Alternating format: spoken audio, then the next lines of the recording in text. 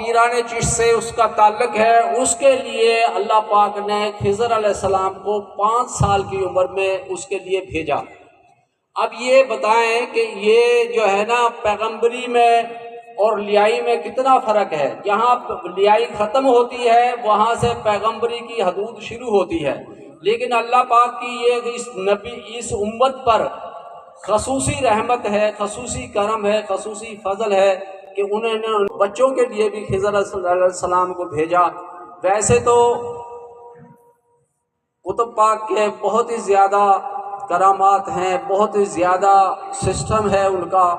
بلکہ پیران چشت میں اگر آپ ایک کے بجائے ایک کو دیکھیں گے تو ایک سے ایک بڑھ کر آپ کو ملے گا۔ تو یہ میرے کہنے کا مطلب یہ ہے کہ یہ اتنی بڑی ارواح ہیں، روح مقدسہ ہیں، ان کے لیے ہم جو ہے کس حالت میں بیٹھتے ہیں، کس حالت میں سنتے ہیں، کیا حالت میں ہم کام کرتے ہیں،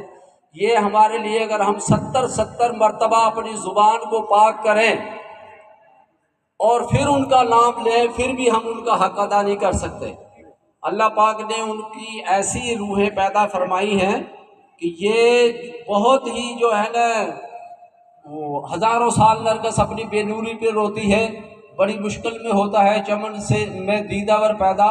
تو یہ قطب پاک جو ہے نا یہ معمولی ہستی نہیں ہے، بہت بڑی ہستی ہیں جن کا یہ پروگرام ہے، جن کے محفل ہے۔ میں امید کرتا ہوں آپ سے سارے الرٹ ہو کر یہ جو ہے نا مدہوشی کو دور کر کے جو ہے نا سارے بیٹھیں گے۔ جن لوگوں نے یہ ڈھول لگا رکھی ہے نا، ابھی تو ابتدا ہے،